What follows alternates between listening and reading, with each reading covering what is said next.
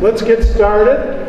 First of all, I'd like to thank you all for giving your Saturday on behalf of the kids. Let me introduce myself. My name is Tom Hansen. I'm the Regional Director of the Odyssey of the Mind program here in the Eastern region of North Carolina. And I'm so glad that you've chosen to give your time, some of your time, to the kids that will be on your teams. So we're real pleased to have you here today. We have a lot of good information for you. We want every team here to be successful and to learn. And we'll talk a little bit about the reasons that I support and that everybody you see here today working supports the time and effort that you give to the kids. So we're real pleased to have you here. Before we get started, let's talk a little bit about some of the things that we have here today. You should have an agenda that has a schedule, like a spreadsheet on it. That was available at registration, and I'm sure you can get one if you don't have it. It has a description of some of the workshops we offer today. You're here at the New Coaches Workshop. After we finish here, there will be 4 more sessions available to you. If you're here with other people, split up, go see some of the different things. We're excited to have so many different offerings that might fill interests that you have or your kids have. You won't be able to go to all of them. We will present the information on our website afterwards. So don't feel like you're going to miss out on everything. So this spreadsheet reads across by time. So you can see that there are 4 sessions across starting about 9:35. We'll go for about an hour, take a break, and then the first session will start. And you can see across the rows what classes are offered at the 4 slots. All the classes are repeated at least once. And they're in the rooms are back about halfway, down the hall to my left, and then to the right, and then there's a pod of classrooms. And they're all kind of there, so they're all kind of close together. So it'll be easy to find them. Take advantage of the materials in the entryway, and also there's some coffee and fruit things still out there. So that's the plan. Let's see here. Yep. Okay. And as I said, the goal of this session is to give you enough information that you can have a successful team, and everyone in here can have a successful team. That's what we want. That's what we're hopeful for. One of the critical pieces of information that you will need, this is a bound copy, but it's a copy of what's called the Program Guide. The 2014-2015 Program Guide. It's a free download from www.odysseyofthemind.com. You must have this in your possession and read it, because it has all the rules and explanations and cost item things and other details that are not anywhere else that you must refer to make sure that your kid's solution meets all the requirements. It talks about batteries. It talks about what things are exempt from cost and things like that. You must get a copy of it and read it several times through the year to get to incorporate some of the general rules that are in here. So there's a section on specific items in here. There's a section on a sign, a membership sign that your team will put together to help the judges realize what team it is. So there's information about that, information about awards, information about going to the competition, the spontaneous business, how scoring works, the team members that participate, and information on general rules about what's allowed, what's not allowed, what kinds of things you have to cost. So you'll need a copy of the program guide. All right, what else will you need? There are many resources available to you at the registration table. We printed up a version of a coach's handbook that we found valuable. It originated in Virginia. There are many kinds of coaches' handbooks for Odyssey of the Mind that inventive coaches have assembled over the years, things that they've found help them. We handed out one example. There are others available. Read through it, get an idea of what it says, look at some other ones, talk to other coaches, take what you can from each one.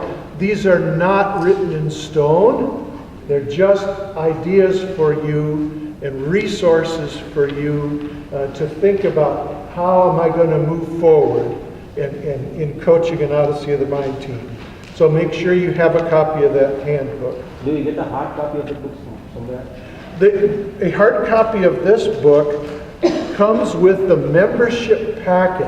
The membership packet actually looks very similar to it, but it's a pamphlet.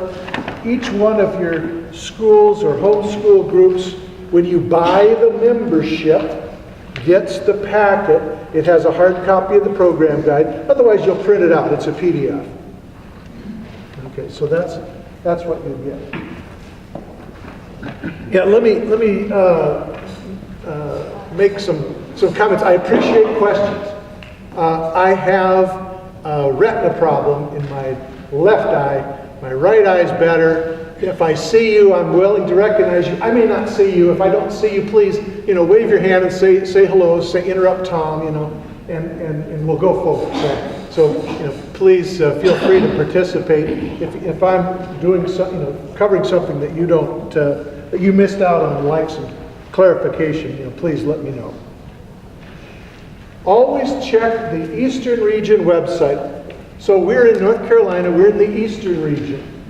So NC, Odyssey of the Mind, is abbreviated NCOM. So I've got NCOM on my shirt. NCOM. So North Carolina Odyssey of the Mind. We're the Eastern Region. Our website is ncome.org. Always go there. Check that about once a week. ncome.org. We're going to put, we've done a lot of enhancements to it. One thing I want to really mention is we have a link to subscribe to our email list. We'll get you on it if you've registered for coaches training and your email is associated with the registration. We're going to add you. If not, or if someone else, or if parents or anybody else wants to get our correspondence, have them go register and add their email to our list. We will also put copies of the emails that have already been sent. We've sent 2 so far this year, mostly announcing coaches training. So, if you've gotten those, wonderful. If you haven't, make sure you're on the list and watch for them. You can see the old emails. We'll get a link set up to them. There's a subscriber link on our website, ncome.org, where you'll find links to the other events that we sponsor. So make sure you go there. So that resource is very important, and I want you to be aware of it and to be able to remember what the website is. Anybody remember what the website is? E.org. All right, thank you. All right, let's see. Okay. Why Odyssey of the Mind? My daughters were involved in Odyssey of the Mind at a very young age. So I have 5 kids.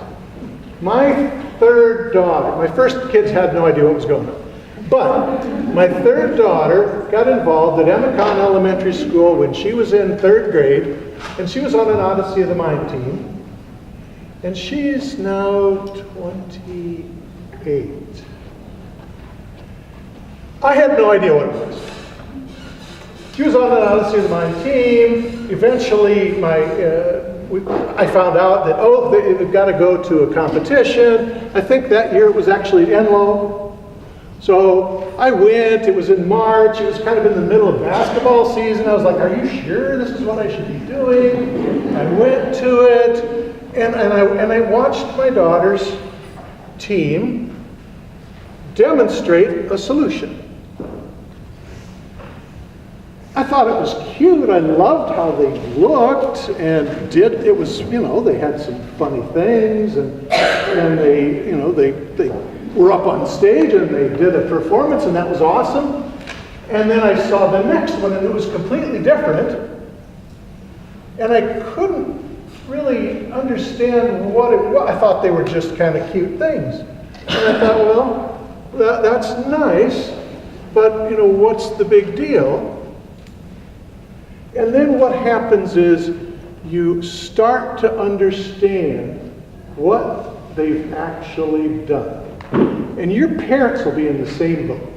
They'll have no idea at the end of the season all the things that your kids are going to do and they'll go through.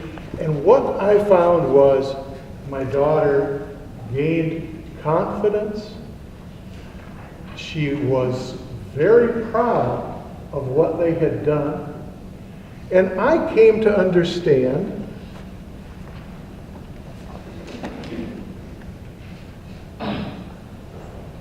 that she had solved a problem like this.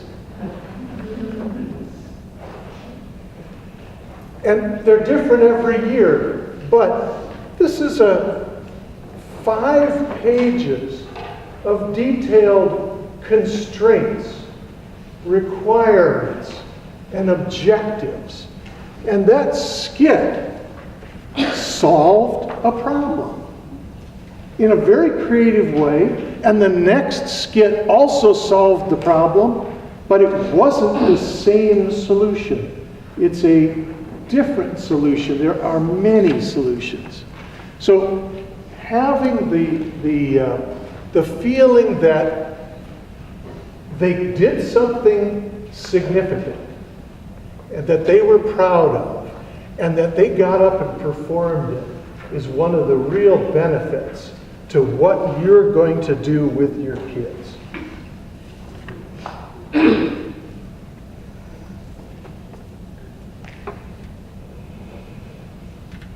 So one of the things I want to talk about is divergent thinking. That's what we mean when we talk about many different solutions to a problem. So divergent thinking.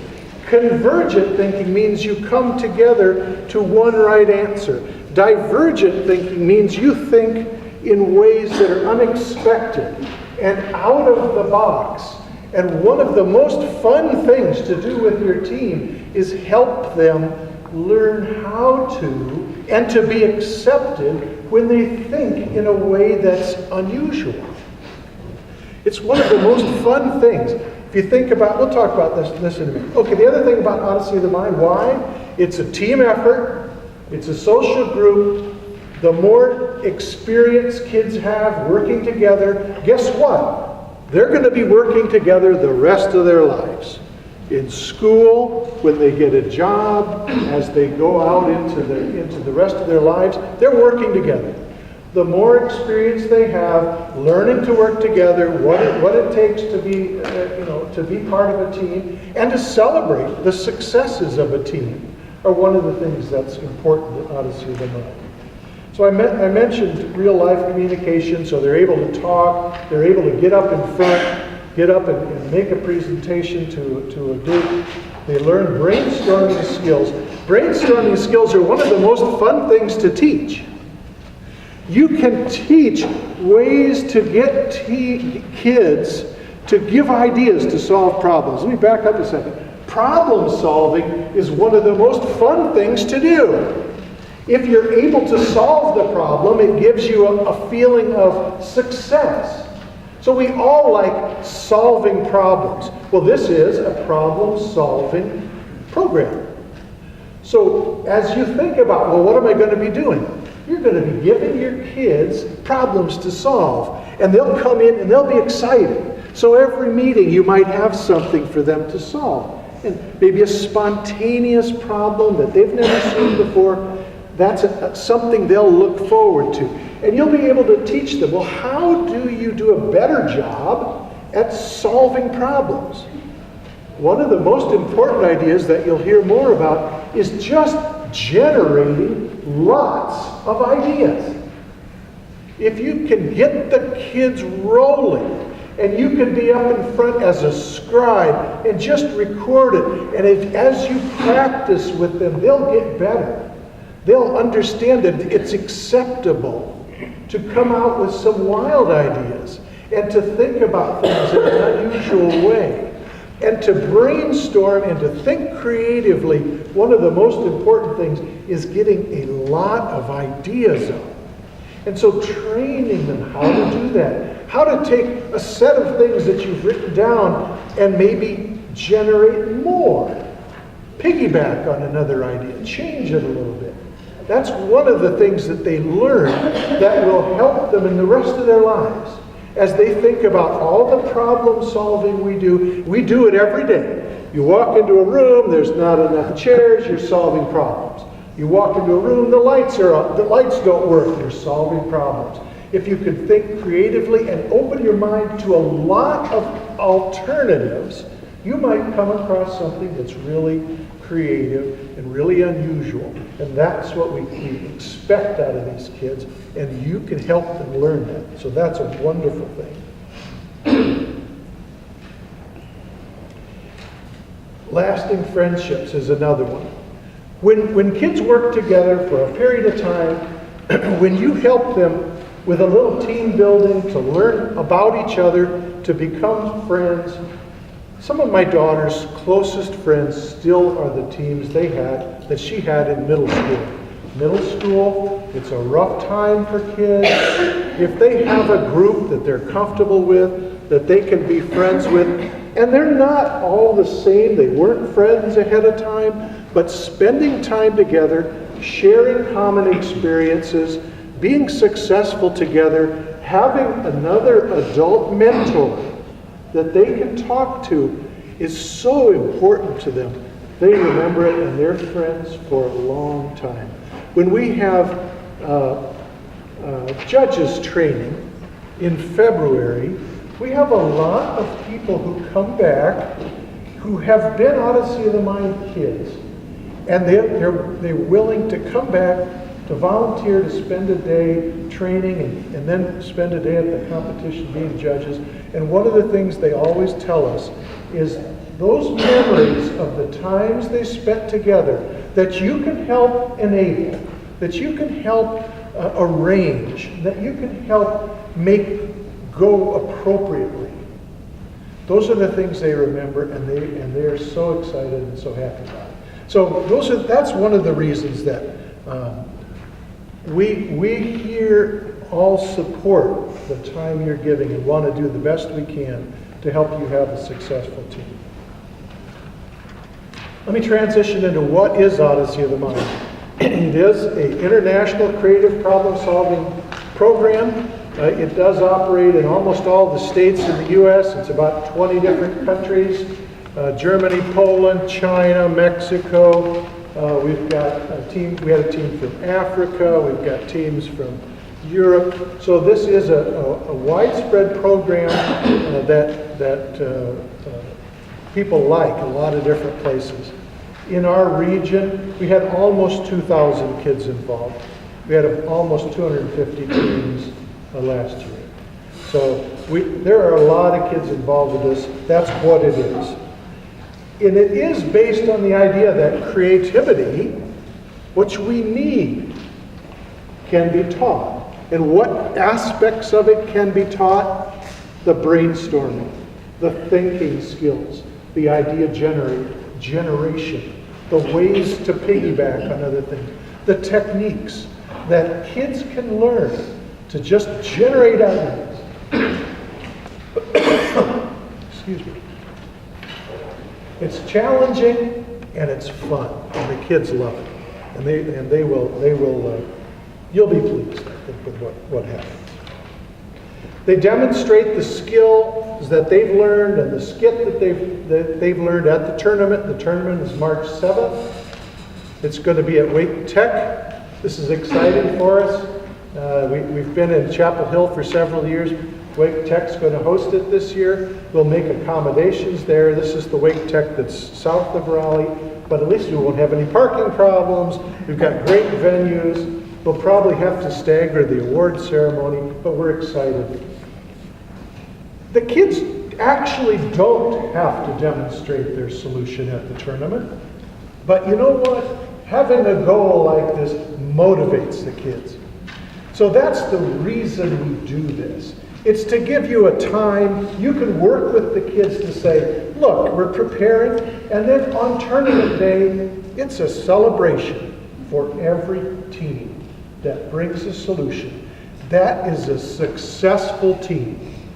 If you bring a team and they're able to demonstrate their solution to the judges, you've had a successful season.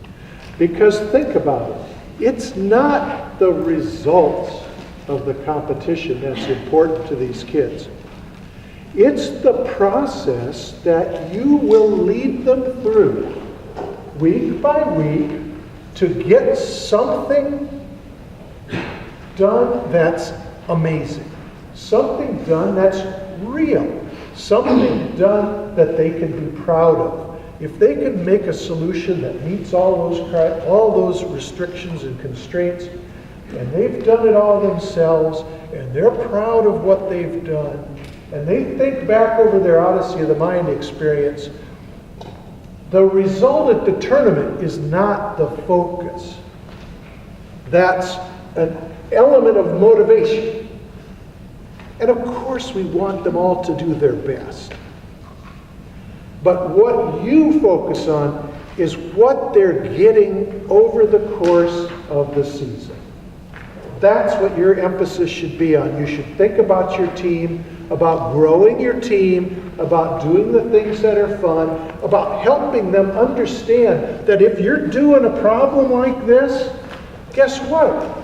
You can't do it the last week. Time management. As you think about what skills kids need to do real-world projects, time management. How do they do that? This is a long-term project. They have to actually plan kind of backwards from the end. They may have never done that before with a multi-part problem that they have to think about. You can help them understand that and learn that as they learn other things. So that's what Odyssey of the Mind is.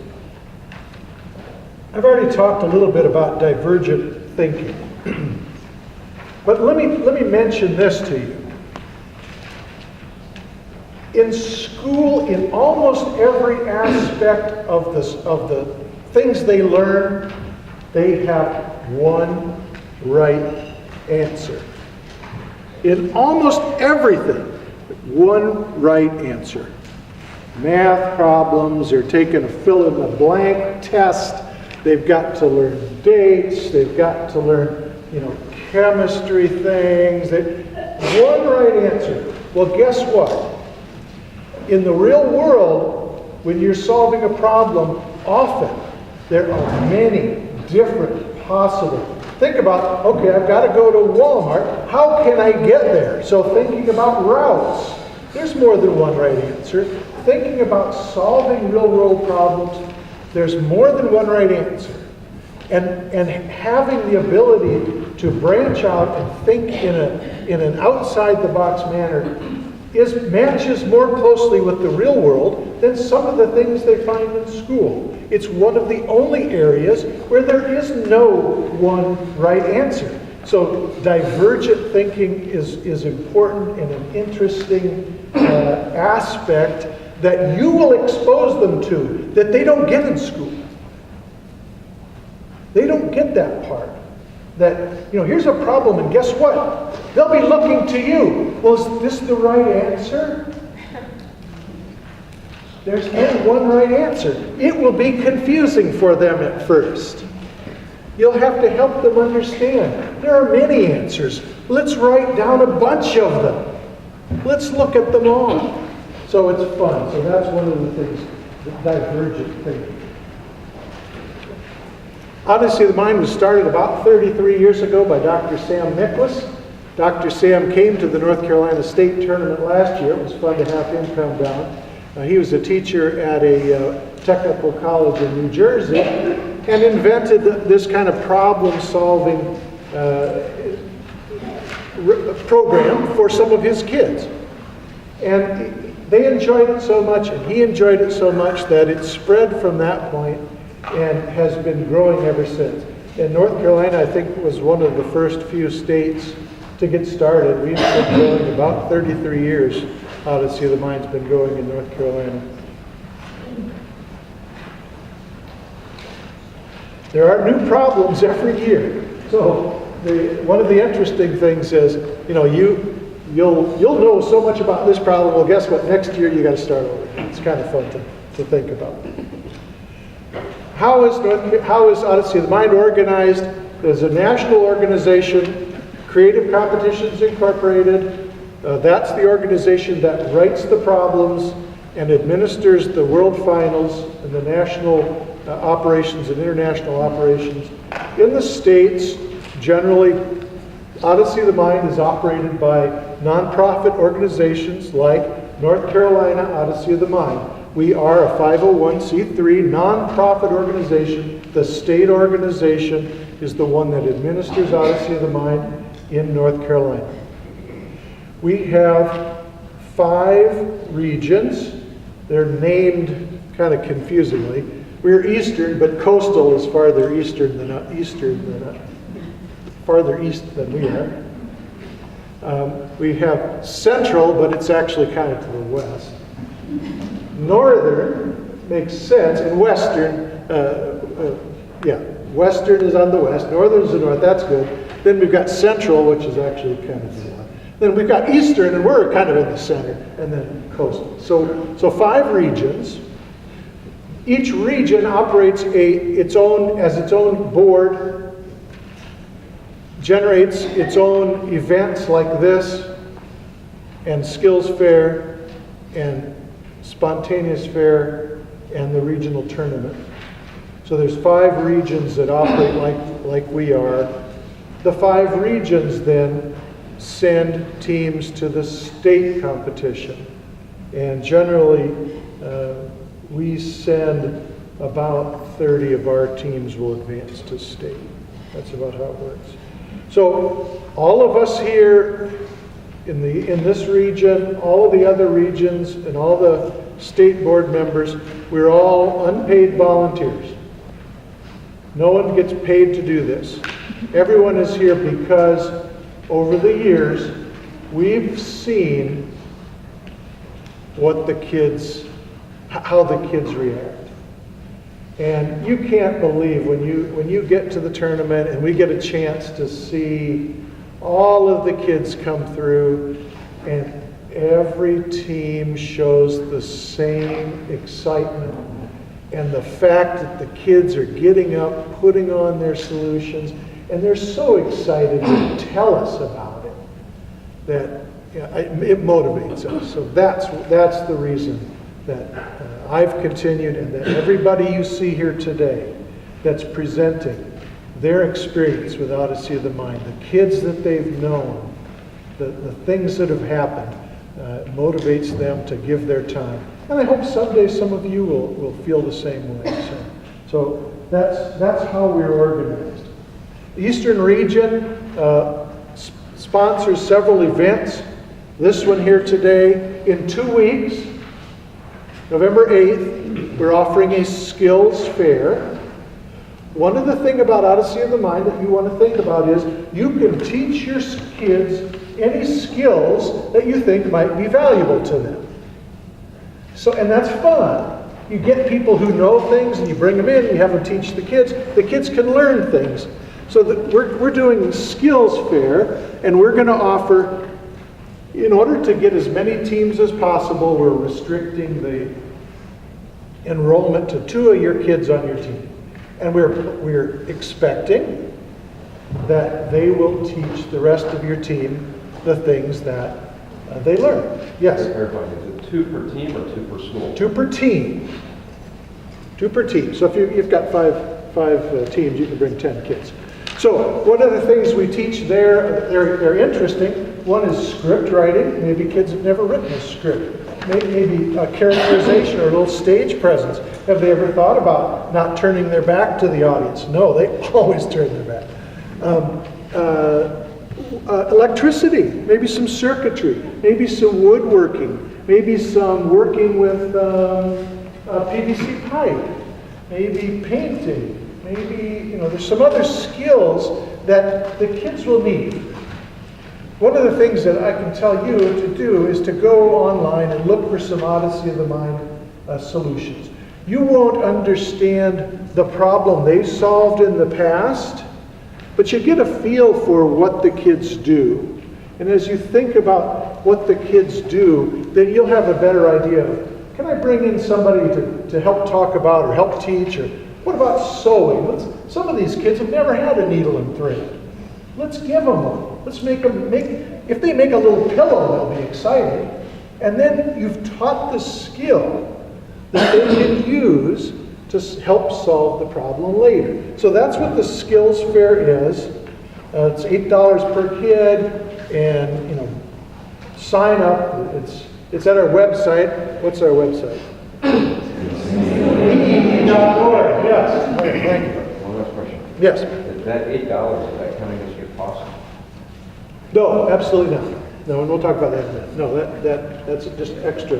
That's what it takes for us to rent the facility and pay for some of the I didn't know. Yeah, no, it does not come. Okay. Is there a fee for the coach? I'm sorry? Is there a fee for the coach? The skills fair? There's no fee for that. No, you're supervising the 2 kids. We're just charging the kids. We have to have an adult has to be with them. And you'll kind of want to see how things go because you're going to help carry the information back too. But 2 kids and you, 2 kids and a parent, come to it. We only charge for the kids. Okay, we also have a spontaneous fair. All team members can participate in this. It's very fun.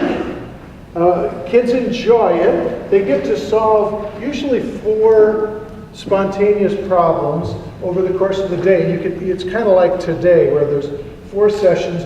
We'll bring them into a room. They'll be exposed to a spontaneous problem that's more along the lines of things they'll see at the tournament, and then they'll get a chance to do it. We don't have the enrollment for that yet, but it is popular. We have a morning session and an afternoon session. When I send out the email that says registration is open, sign your team up. March 7th is the tournament. We already mentioned that. You do have to register your team for the regional tournament. That tournament registration is open now and available to you. You get to that. There's a link on our website, and also it ends up going through the member area of www.odysseyofthemind.com, which is the national organization. You have to register your team to be in the tournament. And there's a fee per team to go to the tournament. We'll talk about that later. Those are the events that we sponsor. And we also, although it doesn't affect you, we sponsor a judges training February 7th, a month before the tournament. And it does affect you, I guess, in a way, because you can imagine that we require a lot of help in running a tournament with over 250 teams coming. There are 5 problems. There are generally 3 age divisions. There's elementary, a middle school, and a high school. And we'll take the primary K2s off to the side for now. The K2, there is a K2 primary problem. It's a non-competitive problem, so it's a demonstration only. We don't really judge them. We watch them and give them a checklist, and we celebrate with them what they've done. But in the competition, there are 5 problems, 3 divisions. That's 15 different venues that are ongoing. You can imagine that in your problem, in your division, there may be 10 other teams.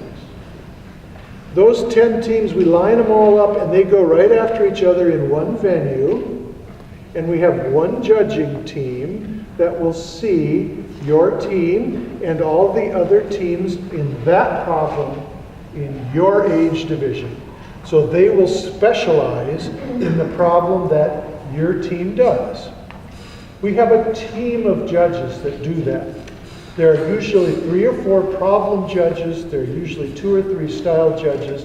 There's a head judge, a timekeeper, a staging judge, a doorkeeper, and a score sheet. So you can imagine we need about 150 to 200 judges. The only way we can do that is that we require every team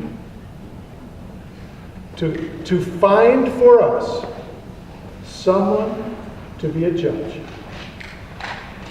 We will train them. They don't have to know anything. They have to be able to come Saturday, February 7th until about 3. And they have to be able to come March 7th and to be part of a judging team that sits and watches all of the teams doing one of the problems in one age division. They have to stay there the whole day. They can't leave in the middle. For fairness purposes, the judges that judge your team have to be exactly the same judges as judge every other team in your age doing your problem. We need you to help us find a judge. You can nominate them and they'll get an email and then we'll get their name on the list and we'll sign them up. They don't need anything special other than they really should love kids. They really need to be, they really should enjoy seeing what the kids do. And it is really fun.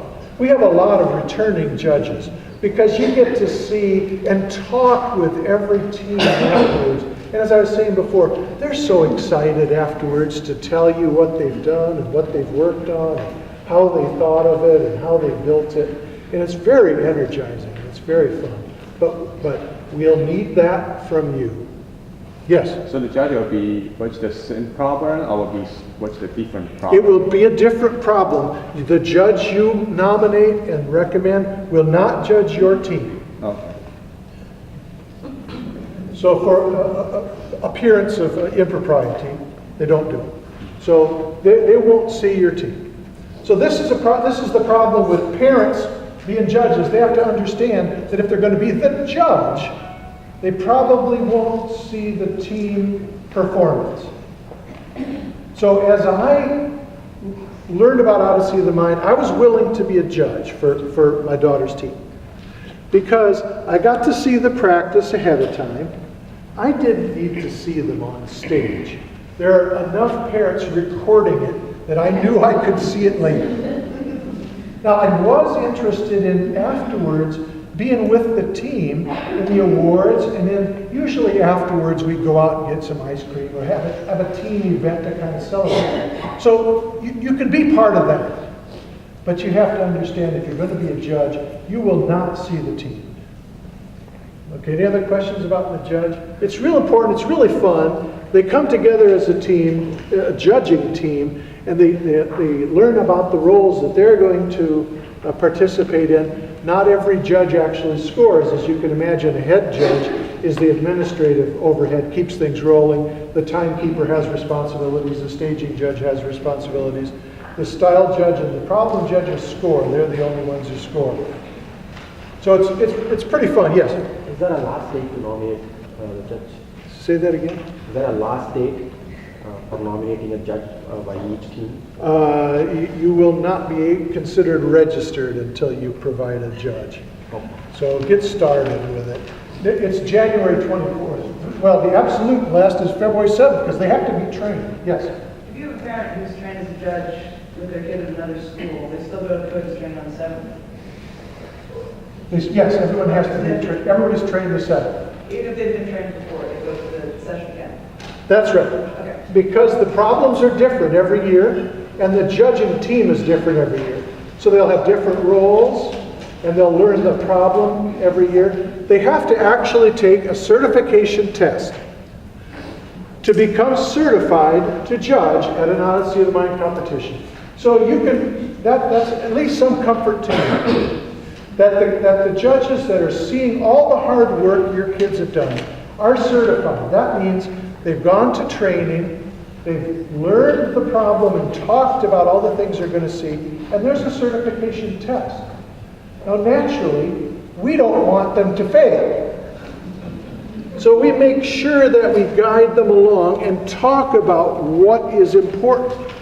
But they will be certified, and it is a fun commitment for them. Am I missing other questions here? Let me apologize. Wave your hand or speak up. Okay. There's another request we have of you in relation to the tournament coming down the road. It's a tournament day volunteer. It's a 3-hour slot. We need people to help manage the flow of teams. So for example, we need people at the doors of the venue so that during the time a team is actually performing, the doors stay closed and people don't barge in and interrupt the team. So you will all be appreciative of that when your team is on. But in order to do that, we have tournament day volunteers. It's a 3-hour job. They can pick their time slot. They can see their team. Generally, it's one of your parents. It should not be the coach. If you're the coach, I want you with your team. If you're the coach, you be there with your team. But somebody from every team will need to volunteer a 3-hour time commitment to help us. From every team or every member? Every team. Okay. Yes. So how will you know which time slots to pick? You don't pick those time slots until you know when your team's competing? Yes. Okay. Yeah. It's a little flexible until the end. Yeah. Questions? Does volunteer have to be an adult, or can it be a sibling or a student? It has to be. I was going to say, 18 is what we require. I suppose you could do 16. There are some cases where somebody's late and they want to barge in the middle of a performance, and you need to be, for the respect of the team performing and the judges and the distraction, we need to have somebody who's there to say, able to say, I'm sorry, you can't go in right now. So a few things like that. All right. Let's see. Questions on that? Yes. Is there an age limit for the judges? Yes, they must be 18. Okay. How many was there? I think I'm very on.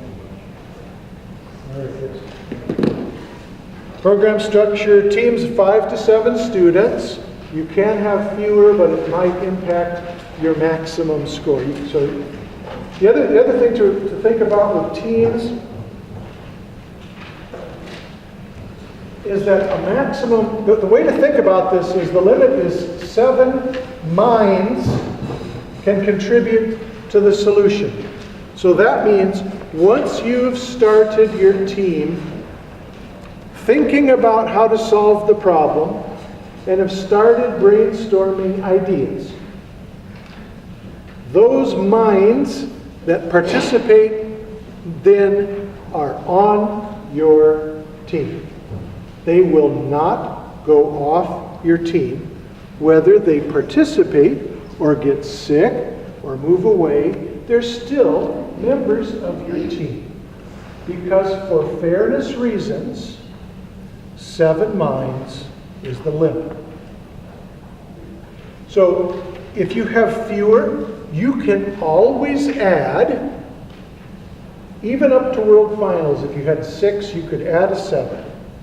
But once you have 7 participating in the solution solving process, once you start talking about the problem and ideas for ways to solve it, those are your team members. So it's not a matter of, well, they stopped coming, they're not participating. Well, that's a disadvantage to your team. They're still on your team because they contributed ideas to the solution. Okay, so everybody understand that? That's the concept. 7 minds, no more. Okay. Is it question back here? Yes. What if a kid drops out? As I said, a kid may drop out, but once he's contributed to the solution, if he's helped you generate ideas, he's on the team. He's not participating. He's on your team. Okay, we'll skip a little farther. The divisions, yep. Memberships, we don't need that. A membership can send one team in each of the 5 problems. So one membership can send one team in each of the 5 problems and as many K2 teams as you want. There's no restriction on K2 teams. Schools can have a second membership, which can each send one team in each problem. So that's how, if you have 2 teams that both want to do problem 1, then the school has to, or the organization has to have 2 memberships. So it's to the organizer's advantage to spread the teams out. In many cases, you have rules about, well, really, somebody's got to pick. If one's gone, you got to pick from the other 2. You can't do one again because it costs a second membership. Now, the second membership isn't that expensive. It's $100 compared to $135. But so that's a possibility. But that's how it works. Yes. So for the K2 through 2 teams, they still work from these same problems? Or There is a primary problem. so just one problem Yes. that all the K through 2 Yes. teams work on? Yeah, they only have one problem for the K2. Okay. Yes? Help me out here. I have a question. Yes. If any parents didn't come to this training, could they still coach? Oh, yes. Okay. Sure. The materials we'll post online. They can, they can read the handbooks. They can look at the information. We're actually, hopefully, be able to put the webinar up. Okay, because everything got out very late in our school. Yeah. Okay. Yeah. No, that happens often. You do the best you can. All right. Let's go a little fast. What makes it unique? Okay, I already talked about that. There's not one right answer. Here's the other unique thing about Odyssey of the Mind. In Odyssey of the Mind, all of the ideas that the kids use to solve this complex problem, all the ideas that they use, and everything they show on stage and use on stage during the demonstration of their skit, their solution, must come only from the kids. The ideas all have to come from the kids, and everything in their performance must have been made by the kids. So guess what? You're off the hook. This is not a case where we're judging your team based on the ideas that you had to help them come up with. No. This is not your responsibility. We're not judging your ideas. Now, we do want you to elicit ideas out of your kids, but we don't want you to interject ideas. So this is called outside assistance. And the concept is every idea in the solution must come from the kids. Everything on stage must be made by the kids. The dad can't get in there with the screwdriver. The mom can't help sew the costumes. We don't care about that stuff. That stuff, all the judges know what's going on. All the judges know that the kids had to make it. We know what the kids can do. That's not the important part. The important part is the creativity of the ideas, the way they brought it forward and demonstrated it, the style that they used in handling it. That's the important thing. So there's no outside assistance. So that's unique. Think about it. That's the only area in their lives at this point where the adults aren't sitting there over their shoulder. Well, why don't you put the tree over here? You know, well, why did you make the sun green? It should be yellow.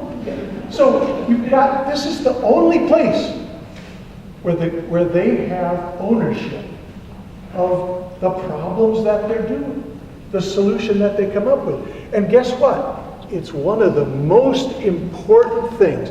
If you can sit on your hands and bite your lip enough, the kids will be so proud of what they've done. They'll understand it's theirs. They'll have ownership in it.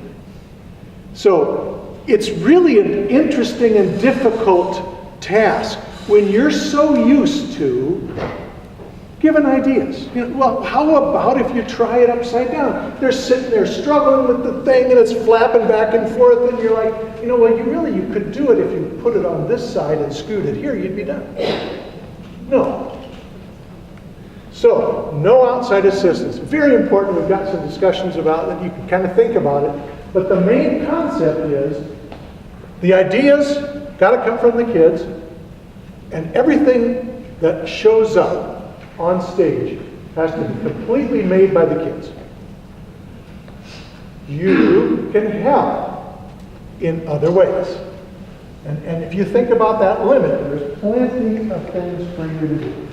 So let's go on. Okay, hands on for kids, hands on. Let's see, how much? Probably 10. No, 4 more minutes. Okay, role of the coach. Facilitator. You're going to help things done. You can do almost everything else as long as you think about no ideas and don't do the stuff for them. You can help them, you can train them with skills. You can teach them skills. You can't say, use this in your skit, but you can sure teach them how to sew. You can teach them how to cut. You can teach them how to put things together. You can bring in an architect and talk about what things are strong, what elements are strong, and they can use those in their solution. They can think about it. Yes? Are you the first supposed to nag them to do their work, or You've got to help them understand. And you can make assignments. You can make homework assignments. There's lots of different ways you can move your kids along. You can work with them, as I said before. You've got a process that's long. You'll have to work with them and maybe make some assignments about, look, we're going to have this period of time is going to be final practice. This period of time, the stuff has to be done. This period of time, costumes. We need to write the script in these next few days. You can help them understand that has to be done. Yes? suppose like they've done some of the work and they said that they're happy with it and you just go, I think you can do better. Yeah, and you're like, oh gosh, if I could just, let me just paint this little part over here. No.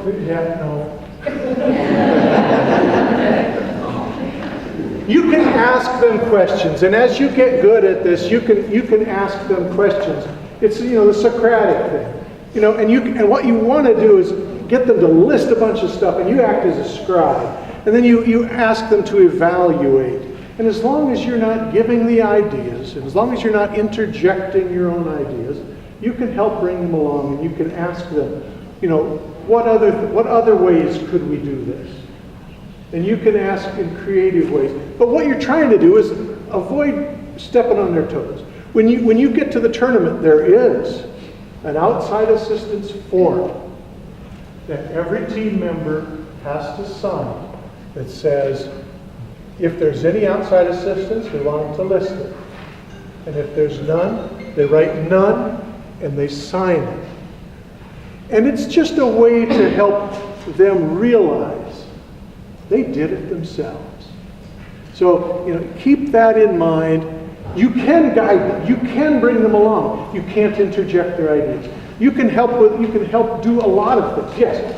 I'm assuming there's some details on outside assistance, but are they allowed to go out and research? Yes. I.e., they can go out on the internet and Yes. other ideas? Yes, anything you can learn in the equivalent of reading in a book, they can learn. They can learn any kinds of They can skills. watch videos They- of balsa wood? Yes, they can. Okay. Yes, they can. Yes. How much can we help them find the stuff online? Can we sit there with them to help them find That's not interjecting ideas. That's okay. Okay. If you're not interjecting ideas for how to solve the problem, now you have to be careful if you're directing them to a particular thing. I mean, think about it. Then they'll say, where did that idea come from? The judges will ask, well, my coach told me to go here. So, there's a balance. You've got to give them some choices. Make sure you're not getting right down to the point. And it's an interesting thing, but you've got to think what the goal is. We want them to have ownership of this whole process. And that's the goal. We're not going to be evaluating them on the perfectness of these things or, how things look or how things work. Yes? There's a few more questions in here, but I also noticed that we're out of time. Okay, let me look real quick through the rest. And I've given you the handouts and talked about I've got, how to solve the problem. We've talked about that. Read the problem 100 times. Read the problem. Read it again. Okay, long term. Oh, we didn't talk about, there's some calendar stuff in here. I didn't even talk about spontaneous. And there's two parts, long term and spontaneous. They'll do long term at the competition. They'll also do spontaneous at the problem. There's a session on spontaneous.